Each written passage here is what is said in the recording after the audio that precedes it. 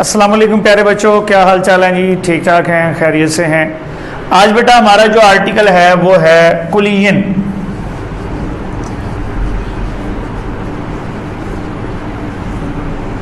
Collision जो है ये फिजिक्स के अंदर ज़रूरी नहीं है कि दो बॉडीज़ आपस में टकराएं तो फिर ही कोलिजन होगा। अगर ये बात आपने याद रखनी है कि फिज़िक्स में, फिर मैं दोबारा रिपीट कर देता हूँ कि ज़रूरी नहीं है कि दो बॉडीज़ आपस में टकराती हैं, टकराएं, एक दूसरे से टक्कर मारें तो फिर ही कोलिजन होगा। फिज़िक्स के अंदर अगर एक बॉडी दूसरी बॉडी की स्पीड को चेंज कर दे, वेलोसिटी को चेंज कर दे, वो उनकी आपस में कोई इलेक्ट्रोस्टैटिक इंटरेक्शन भी हो सकती है। यानी मतलब ये है कि अगर एक बॉडी दूसरी बॉडी की क्या कर दे जी, वेलोसिटी को बदल दे किसी भी तरीके से, तो हम फिज़िक्स के पॉइंट ऑफ व्यू से कह सकते हैं कि उन्होंने आपस में कोलिजन किया है। सो कोलिजन फिर हम क्या कह सकते हैं सादा अल्फाज में? It is the interaction of two bodies, interaction of two bodies. और ऐसा इंटरेक्शन जो बॉडीज की क्या कर दे, स्पीड को या वेलोसिटी को चेंज कर दे, that is called collision. So collision हमारा जो है वो दो तरह का है।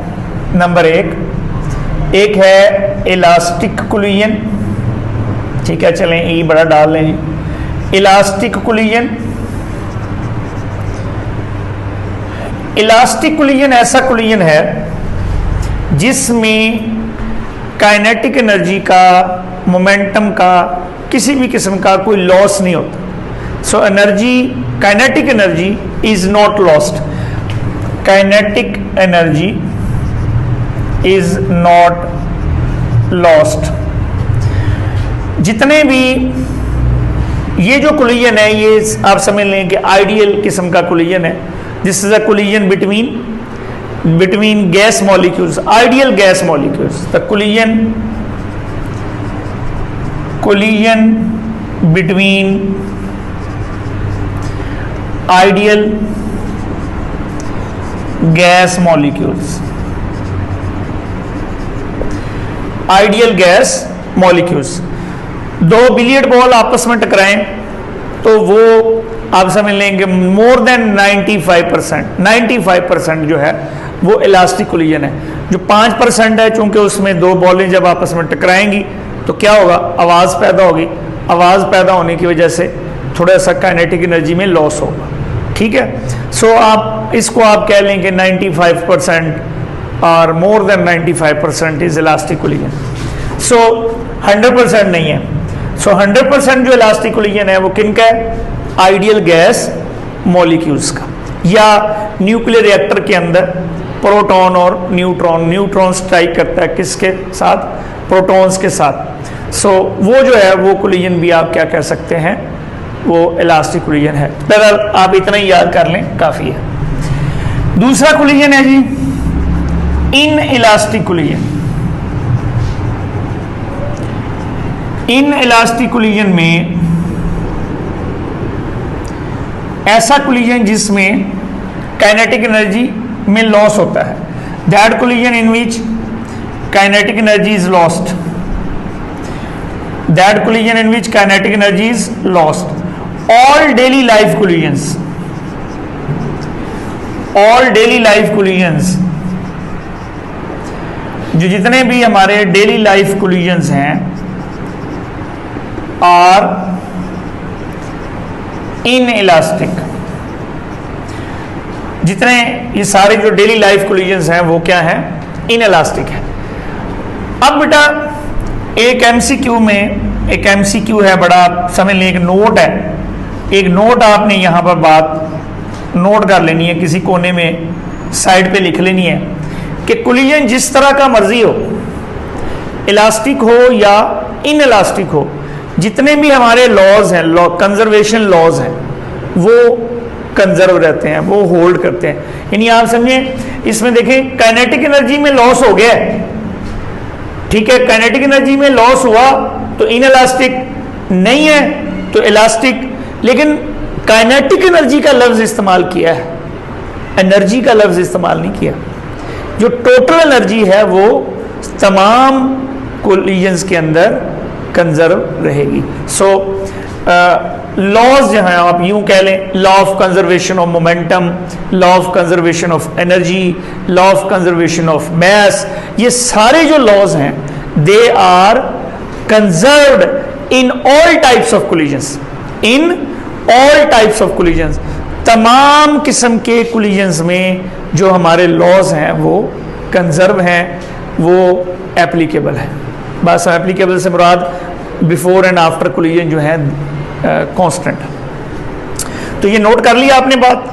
ऑल टाइप्स ऑफ यानी टोटल एनर्जी जो है, चलिए लिख भी देता हूं मैं आपको, जो टोटल एनर्जी है, energy is energy and momentum, ये टोटल एनर्जी एंड मोमेंटम,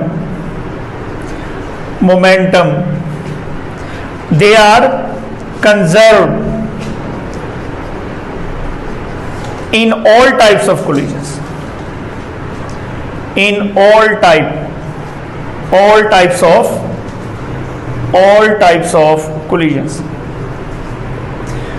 तमाम किस्म के collisions में टोटल एनर्जी और टोटल मोमेंटम कंजर्व रहता है। सिर्फ मामला किसका है या ज़हन में आपने कौन सी चीज़ रखनी है, और वो है काइनेटिक एनर्जी का, कि जब दो बॉडीज आपस में टकराएंगी, आमतौर पर अगर दो बॉल्स आपस में टकराएं, एक कार बस से टकरा जाए खुदा ना खासा, तो क्या होता है, आवाज़ पैदा होती है, हीट पैदा होती है। तो इसलिए हमारी जो काइनेटिक एनर्जी है वो थोड़ी सी हीट में और साउंड एनर्जी में ज़ाया हो जाती है। तो इसलिए आप एनर्जी जो है, काइनेटिक एनर्जी लॉस का मामला आपने ज़हन में रखना है।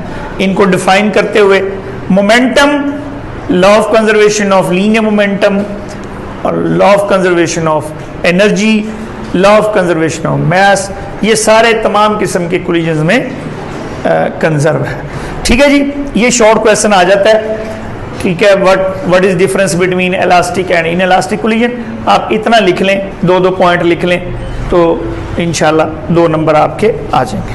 ठीक है प्यारे बच्चों, चलें अब हमने डिस्कस करना है इलास्टिक कोलिजन इन 1 डायमेंशन, इलास्टिक कोलिजन इन 1 डायमेंशन, इलास्टिक कोलिजन इन 1 डायमेंशन, इसको हमने करना है जी डिस्कस। देखो फर्ज करें हमारे पास ये 2 बॉडीज हैं, लेट्स से ये एक बॉडी है जी M1, ठीक है, इसकी टकराने से पहले वेलोसिटी कितनी है V1, ये बॉडी है M2, इसकी टकराने से पहले वेलोसिटी कितनी V2, लेकिन यहां पर इन्होंने मारी टक्कर, ठीक है, और टकराने के बाद M1 की वेलोसिटी क्या होगी V1 डैश, और M2 की वेलोसिटी क्या होगी V2 डैश। 1 डायमेंशन का मतलब बेटा ये है कि अगर टकराने से पहले और टकराने के बाद डायरेक्शन ऑफ मोशन सेम रहे, ये देखें एक ही लाइन है ना, टकराने से पहले और टकराने के बाद अगर डायरेक्शन ऑफ मोशन सेम रहे, so that is called elastic collision in 1 dimension. ये 1 डायमेंशन। अगर फर्ज करें एक बॉडी ऐसे आई, ऐसे दूसरी बॉडी से टकराई, टकरा के एक इधर चली गई, एक इधर चली गई, अब क्या हुआ, अब देखिए इनकी डायरेक्शन ऑफ मोशन जो है वो सेम नहीं है, तो ये फिर क्या होगा, ये 2 डायमेंशन कोलिजन है, 3 डायमेंशन हो सकता है। तो ये बहुत सारी आगे आप हायर लेवल में आकर कोलिजन इन 2 डायमेंशंस, कोलिजन इन 3 डायमेंशंस पढ़ लेंगे, लेकिन यहां पर हमने इस लेवल में बड़ा सादा सा केस डिस्कस करना है, which is collision in 1 dimension. ठीक है जी। अब इन 2 बॉडीज ने आपस में कोलाइड किया, जैसे मैंने कहा कि हमारा जो law of conservation of momentum है वो तो सारे कोलिजन्स में कंजर्व है, जितने हमारे कंजर्वेशन लॉज हैं, तो इस पे कंजर्वेशन लॉ लगाएं जी। According to law of conservation of linear momentum, according to law of conservation of linear momentum, law of conservation of linear momentum जो है जी, बेटा बताइए जी, law of conservation of linear momentum क्या होगा जी? इस बॉडी का टकराने से पहले क्या मोमेंटम होगा? m1v1, इसका मोमेंटम क्या होगा? m2v2, ठीक है। तो इन दोनों का टकराने से पहले मोमेंटम क्या होगा? m1v1 plus m2v2। तो टकराने के बाद क्या हो गया? m1v1 dash plus m2v2 dash, this is equation number 1। और साथ ही अब क्या करें, m1 को इधर ले आए, यानी 1 वाले इधर कर लें, ये m2 उधर ले जाए, तो क्या आएगा? m1v1 minus m1v1 dash is equal to m2v2 dash minus m2v2। यहां से बेटा m1 कॉमन ले लें, तो हमारे पास क्या आ गया? m1v1 minus v1 dash is equal to, यहां से m2 कॉमन ले लें, तो v2 dash minus v2, this is equation number 2। No kinetic energy जो है, काइनेटिक एनर्जी इलास्टिक कोलिजन है, इसका मतलब है काइनेटिक एनर्जी में लॉस नहीं है। सो चूंकि काइनेटिक एनर्जी में लॉस नहीं है, लिहाजा क्या होगा? As the collision is elastic, so no loss in kinetic energy, so as the collision is elastic, so no loss in kinetic energy। तो इसका मतलब क्या हुआ? फिर इस बॉडी के टकराने से पहले काइनेटिक एनर्जी क्या होगी? हाफ m1v1 स्क्वायर, इसकी क्या होगी? Half m2v2 square. मैस और वेलोसिटी को मल्टीप्लाई कर दें, स्क्वायर ले लें वेलोसिटी का, काइनेटिक एनर्जी आ जाती है ना। चलें लिखें जी, टकराने से पहले काइनेटिक एनर्जी लिखें दोनों की, half m1v1 square plus half m2v2 square is equal to, ये दोनों बॉडीज की काइनेटिक एनर्जी आ गई टकराने से पहले, अब टकराने के बाद बराबर होगी half m1v1 dash square plus half m2v2 dash square. अब हाफ बेटा सब में आ रहा है, तो ये दोनों तरफ इधर भी कॉमन ले लें, इधर भी कॉमन लेके काट दें, तो हमारे पास क्या रह जाएगा? m1v1 square plus m2v2 square is equal to this, यानी m1, ये 1/2 नहीं आएगा। अब आप साथ ही क्या करें, m1 वाले को इधर ले आए, m2 को उधर ले जाए, तो क्या बनेगा फिर? m1v1 square minus m1v1 dash square is equal to m2v2 dash square minus m2v2 square. फिर बेटा इनमें से m1 कॉमन लें, तो क्या बनेगा? v1 square minus v1 dash square is equal to v2 dash square minus v2 square. ठीक है प्यारे बच्चों, ठीक है जी। अब ये आ गई इक्वेशन नंबर 3। अब आपने क्या करना है, इक्वेशन नंबर 3 को डिवाइड कर दें इक्वेशन नंबर 2 पर। So dividing equation 3 by equation 2। लें बेटा जी 2 पे, इक्वेशन 3 को 2 पे डिवाइड करें। डिवाइड करने का क्या तरीका होता है इक्वेशन को, कि लेफ्ट हैंड साइड को लेफ्ट हैंड साइड पे डिवाइड करना है। चलें करें जी, तो क्या बनेगा? इसको मैं जरा ऐसे, जी बेटा जी, m1v1 square minus v1 dash square over m1v1 minus v1 dash is equal to, ये बेटा इसकी लेफ्ट हैंड साइड इक्वेशन 3 की divide by the left hand side of this equation. So अब इसकी राइट हैंड साइड को इसकी right hand side पे divide कर दें, तो क्या बनेगा? m2v2 dash square minus v2 square divide by m2v2 dash minus v2। ठीक है जी, m1 से कट गया, m2 से कट गया। अब हमें मैथमेटिकली पता है कि ए स्क्वायर माइनस बी स्क्वायर, इसकी क्या फैक्टराइजेशन होती है बेटा? ए प्लस बी ए माइनस बी होती है ना। तो ये वाला फार्मूला इस पे लगाएं, क्या बनेगा?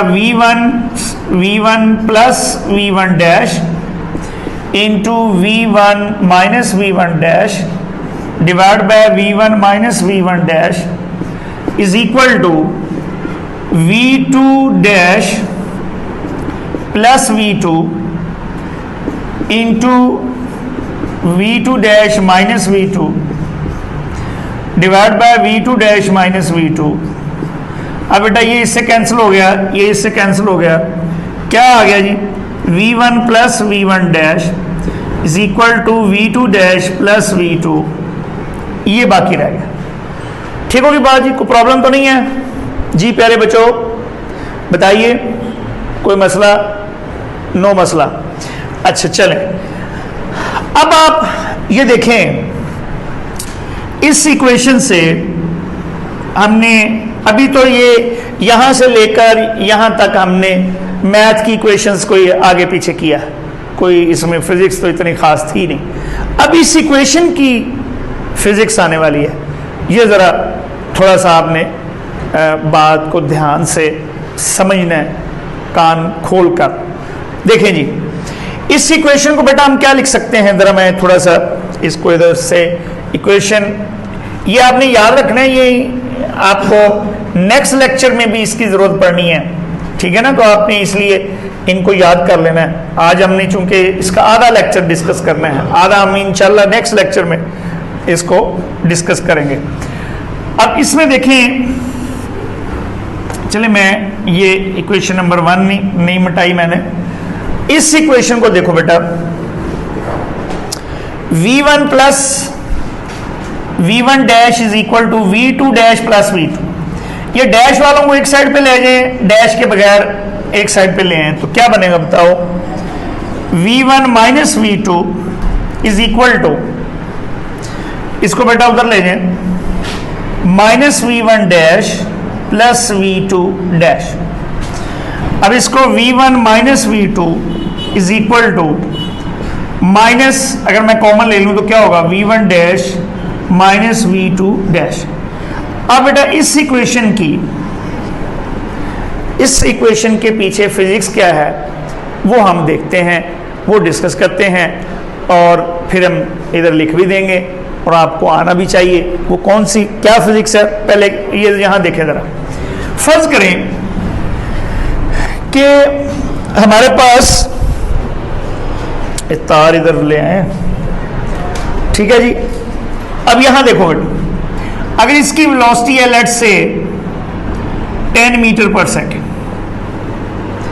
इसकी वेलोसिटी है 6 मीटर पर सेकेंड लेट्स से, फिर ये टकराएगी ना आपस में, इसकी वेलोसिटी ज्यादा होगी, इसकी वेलोसिटी कम होगी, तो फिर ही बेटा टक्कर लगेगी ना, कुलियन होगा। अब आप ये देखें, अब ये बॉडी 10 मीटर पर सेकंड से इसकी तरफ आ रही है। अगर तो ये रेस्ट में होता लेट्स से, तो ये कितने मीटर इसके करीब आता? 1 सेकंड में 10 मीटर इसके करीब आता, 2 सेकंड में 20 मीटर आ जाता है, क्योंकि 10 मीटर पर सेकंड की वेलोसिटी से आ रहा है ना। अब जब ये 10, अब इस सूरत में क्या है कि ये 10 मीटर इसके करीब आ रहा है 1 सेकंड में, ये 6 मीटर आगे चला जाता है, तो इसका मतलब है ये एक दूसरे के कितना करीब हो रहे हैं? बताइए जी, कितना करीब हो रहे हैं? कितना करीब हो रहे हैं जी? 4 मीटर पर सेकंड। इसका मतलब क्या हुआ? v1 minus v2। तो v1 माइनस v2 फिर क्या है? दोनों बॉडीज की एक दूसरे की तरफ पहुंचने की स्पीड है, यानी ये एक दूसरे की तरफ किस स्पीड से पहुंच रहे हैं टकराने से पहले। तो क्या होगी? v1 minus v2। So what is v1 minus v2? This is the speed of approach, speed of approach, यानी वो स्पीड एक बॉडी की दूसरे के साथ रिलेटिव स्पीड है। ये v1 माइनस v2 क्या है? This is the relative speed of m1 with respect to m2। और ये है क्या कि ये वो स्पीड है जिससे m1 m2 की तरफ पहुंच रही है। तो फिर v1 माइनस v2 क्या हुआ, स्पीड ऑफ अप्रोच, इसे कहते हैं स्पीड ऑफ अप्रोच, कि जिस स्पीड से टकराने से पहले बॉडीज एक दूसरे की तरफ आ रही हैं। What is speed of approach? This is speed, relative speed है एक बॉडी की दूसरे के लिहाज से, जिससे वो एक दूसरे की तरफ पहुंच रही है। बात समझ में आ गई? अच्छा, लो ये टक्कर बाज गई, टक्कर मारने के बाद क्या हुआ, अब सॉरी, अब जब पहले तो M1 तेज थी, इसकी तरफ आ रही थी, ये स्लो थी, टक्कर लगी तो क्या हुआ, ये तेज होगी, ये स्लो होगी। तो फिर क्या होगा, जब पहले वो एक दूसरे की तरफ आ रही थी, ऐसे करीब पहुंच रही थी, टक्कर लगने के बाद वो एक दूसरे से क्या हो रही हैं, पीछे हट रही हैं। तो v1 dash minus v2 dash, ये नेगेटिव साइन यही जाहिर कर रहा है कि पहले वो एक दूसरे की तरफ आ रही थी, अब टकराने के बाद वो एक दूसरे से पीछे हट रही हैं। तो जो स्पीड उनके एक दूसरे की तरफ आने की है, वही एक दूसरे से पीछे हटने की है। बात समझ में आ गई? जितना तेजी से आप एक दूसरे के करीब आएंगे, उतना तेजी से ये फिर जो है वो एक दूसरे से दूर भी जाएंगे। समझ आ गई बात? चलें इसको पॉजिटिव सेंस में लेना है। तो speed of approach is equal to speed of separation, ठीक है? Speed of approach is equal to speed of separation. बात समझ में आ गई? क्लियर है? पक्की बात है? ठीक है। आप हमने क्या कंसिडर किया जी? दो बॉडीज कंसिडर की हैं जिनकी वेलोसिटीज टकराने से पहले क्या थी, v1 और v2, टकराने के बाद क्या होगी, v1 dash and v2 dash, उन्होंने आपस में टक्कर मारी। इलास्टिक कोलिजन है, इलास्टिक कोलिजन वन डायमेंशन है, मतलब क्या, टकराने से पहले और टकराने के बाद डायरेक्शन ऑफ मोशन सेम रहेगी। और हमने law of conservation linear momentum लगाया, इक्वेशन बन गई, काइनेटिक एनर्जी वाली फार्मूला लगाया, ठीक है, इक्वेशन बन गई, दोनों को डिवाइड किया, ये वाली इक्वेशन आ गई। वहां से हमने इसको इस सूरत में लिख लिया, और ये क्या है, स्पीड ऑफ अप्रोच है, और ये क्या है, स्पीड ऑफ सेपरेशन है। सवाल यहां तक भी बोर्ड में आ जाता है कि what is elastic collision and show that speed of approach is equal to speed of separation. इससे थोड़ा सा आगे भी आ जाता है, वो हम करेंगे इंशाल्लाह नेक्स्ट लेक्चर में, और नेक्स्ट लेक्चर में फिर इसके केसेस भी करेंगे, ठीक है जी। तो फिर नेक्स्ट लेक्चर तक के लिए इजाज़त दीजिए। अपना और अपने घर वालों का, अपने इर्द गिर्द के लोगों का ख्याल रखिए। Thank you very much. अल्लाह हाफ़िज़।